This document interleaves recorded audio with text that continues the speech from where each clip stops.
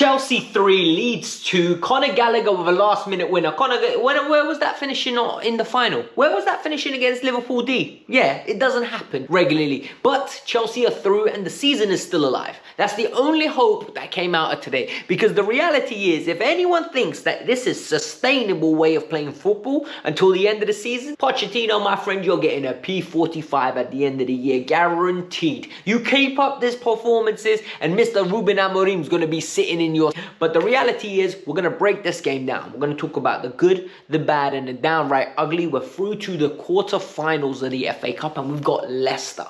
Leicester at home for a spot at Wembley again in a semi-final. Guys, it's up to us to do it. Before we get started, I need you to do 3 things. Number 1, I need you to hit the like button. Number 2, subscribe if you're new. And number 3, at the end of the video, I've released an earlier video today regarding Mudryk and how just leaks came out about him crying about not joining Arsenal, and Raheem Sterling's potential move to Saudi Arabia. The way he's playing at the moment, I'm telling you now, I don't even think the Saudis would want him. But let's get into it. I know it's a victory, but I'm going to start with a downright ugly today, because the reality is this performance was downright ugly. There is nothing positive to say in the sense that the way we play is as if we're sleepwalking, and no better players represented than Raheem Sterling and Noni Madueke. When they're on the ball, if they're in the mood, they're like, you know what, I'm going to try to create something. If they haven't got the ball, they're nonchalant. They're walking around, they're strolling. It's as if we have won stuff with these players. It's as if they're not playing for their futures. You know, with Raheem Sterling, I kind of understand. Raheem's on a 5-6 year contract where he's under 325k. He's won a bunch of trophies where he's above this. In his head, he's above this. With Noni, I don't understand. Noni Madueke today strolls around like, brother, you're playing like your rent's not due. And I'm not talking about literally your rent's due. I'm talking about your career rent. Because your reputation is going down the pedestal as it goes on. You're going from a winger that's promising, someone that could play for Chelsea, to now fighting for your career. And for me, outside of one good play, he was absolutely diabolical today. And I don't use that word lightly. I genuinely think he was diabolical. Then we need to talk about Leeds being a better coach. Guys, the reason I come onto this platform and I try to break down the games in a tactical standpoint, but sometimes you don't need tactics, you just need eyes. Los ojos, these eyes over here, the green eyes don't lie, right? And the reality is, Leeds were better coached than us in every manner. Leeds had 4 of their front 4 not playing that are going to play on the weekend. They rested it, a quick U-turn. However, they were drilled to the point where they were moving the ball fluidly, they were creating overloads, and everything they were doing, Chelsea were getting humiliated. 3-2, in my opinion, is lucky for Chelsea, because Chelsea didn't create nothing in the second half apart from the goal that they scored. Leeds popped us around for 40 minutes of that half.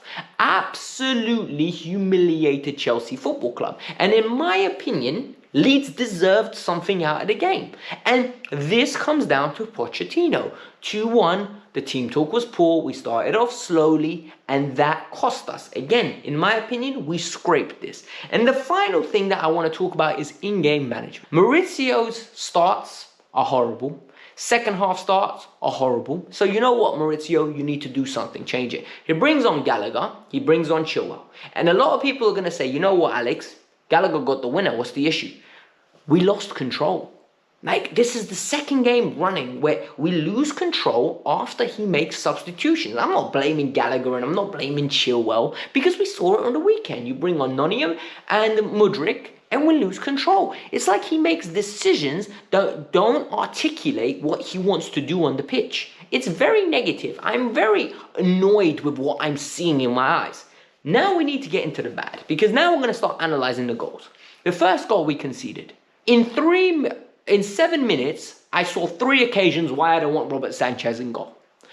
Ball goes over the top, Gilchrist and him, no communication. Ball goes over the top, poor passing out of the back from Sanchez. Then he passes it to Disasi, who only has the biggest brain fart you're ever going to have, gives it to Caicedo when he's surrounded by 2. Brother, I don't know what you're doing. But the reality is, Bratuja, you need to get rid of that ball. You need to know when to kick it long. And for me, this isn't solely on Disasi. Because what I'm going to say is, if Disasi sees his goalkeeper panicking, it creates panic around everyone. There is a time and place to play out the back. Outside of the first 10 minutes, in my opinion, you can do that. Do not do it later on. You need to earn the right to play. I say that all the time. You need to make the other team get punched in the face once, so they're like, oh, do we really want to do this? And then you play out the back. And then you tempt them in. And then they lose their shape. But when they're confident and well organized and still have their manager in their ear telling them what to do, it's dangerous. It's stupid. And guess what? We go 1-0 behind. Great finish from Joseph, and that's what it is. Sanchez, the second goal. We need to talk about that second goal. Bro, you need to come out and collect there. You have to come out and collect there. Because if you don't collect, what are you doing? What value are you adding? Like, Gusto gets the guy one-on-one. The guy cuts in. Beautiful, delightful ball. Like, absolutely peach of a ball. It's coming in. And it's in the 6-yard box. Chalobah lets it go like as if there is no tomorrow. And, yo, keeper's nowhere in sight. Either keeper comes and collects or Chalobah needs to, head it out of play for a corner. Neither one happens. They punish us 2-2 and then they were the better team from there. Chalobah and Disasi. For me, they're in the bad.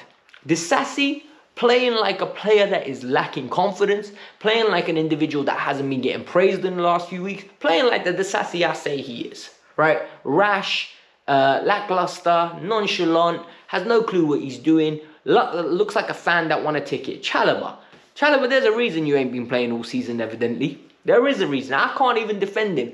Not with reading the aerial balls that are coming in. Just rash with his tackles. In my opinion, got away with a yellow today that he got. Could have been a red. Went studs into the player's ankle. He's just a reckless player. And what really disappoints me is Gilchrist looked better than both of them. After it running 5 minutes, Gilchrist looked composed. Gilchrist looked calm. Gilchrist looked composed. And that annoys me. And the second goal that they scored, where's Noni?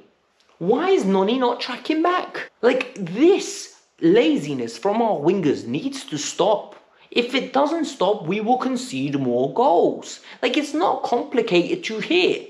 Like, the top teams, Manchester City, Arsenal, Liverpool, their wingers cover so much space. They have high intensity tracking back. The only player that doesn't track back with the same velocity as he once was is Mohamed Salah. And that's because his legs are gone, basically. But even then, he puts in a heck of a lot of work rate. He puts in twice the work rate that Sterling and Noni and Mudryk put in. It's frustrating to see. And you know what? We were very lucky, and I'm very happy because our season lives on. However, we shouldn't have done this again. Some positives in a very poor performance. Number one, the goal for Nicholas Jackson showed me good character, right? The goal was beautiful combination play. It was something that you can see is a drill because the way they got it, Noni got the ball, popped it across to Gusto to Caicedo, lovely weighted pass. You see those on Chelsea TV all the time. And you know on the Chelsea YouTube channel where they show the training goals, it was just beautifully done. Jackson whacked it, and you know what? Chelsea went on a little flurry after that. And I think, you know, with Jackson's just a raw player. And this is the Jackson experience. You buckle up, take it for what it is, because he ain't better. He's going to have good touches. He's going to take a few players on. He's going to score a goal here and there. However, overall, he's going to drive you crazy because he can't header a ball. He's not a target man. And he is literally a bench player being asked to do a role of a starter. But in my opinion, he had a decent game today. And it's because the bar is on the floor. Like, the bar is absolutely on the floor. The second goal, Mudryk's goal. I thought Mudryk was good in this number 10 role today. Like, I speak about Mudryk later on in later's video. You guys can go check that out. But today, Mudryk in the number 10 showed off his passing range, showed off his ability to pick up the ball, lovely little chip passes, positive, lovely little switches of play, ability to pick up the ball, do a little step over and let a shot go, intensity. That lasted for half an hour. Second half, moved to the left, exposed, like nowhere near to be seen. It's like he doesn't exist. And the reason he doesn't exist is because we don't retain the ball and build up the attack enough to get him into the team. Look at the way Matoma gets the ball. Look at the way Adama Traore for Fulham gets the ball. Look at the way Pedro Neto gets the ball. Teams, they focus on their wingers, they give them the ball and they allow them to do some work. We don't get Mudryk involved, and it's frustrating because there is talent there, but he ends up looking like he's talentless rather than talentful. He looks like he's talentless. And the final goal, what does it come from? It comes from a little bit of ingenuity from Enzo Fernandez. Enzo did not have a good game today, but you know what? He stepped up and got an assist. He carried the ball well. He didn't release it too early. Good weight of pass to Gallagher, who rolls the defender. Absolutely beautiful, powerful shot. And Chelsea end up winning, and Chelsea get a 3-2. That saves their season. I thought Caicedo was okay today. I thought Enzo was okay today. Nothing great. Nobody on that Chelsea pitch will leave and say, I had a great game today. No one can say I had a good game. They were all okay. And the only thing that matters, and this is the biggest one now, we still have something to play for this season. Surprisingly, we still have an FA Cup. We're in the last 8. We've gone through to the next round. And we need to be a little bit positive now, because the last 13 games could have been absolutely dire. But now we've got something to look forward to. Leicester, and hopefully we beat Leicester and then the next. But it is what it is. Guys, hit the like button. Subscribe to the channel. Now go across and watch that Mudryk video. It's right here. I hope you enjoy it. Peace out. I'm out.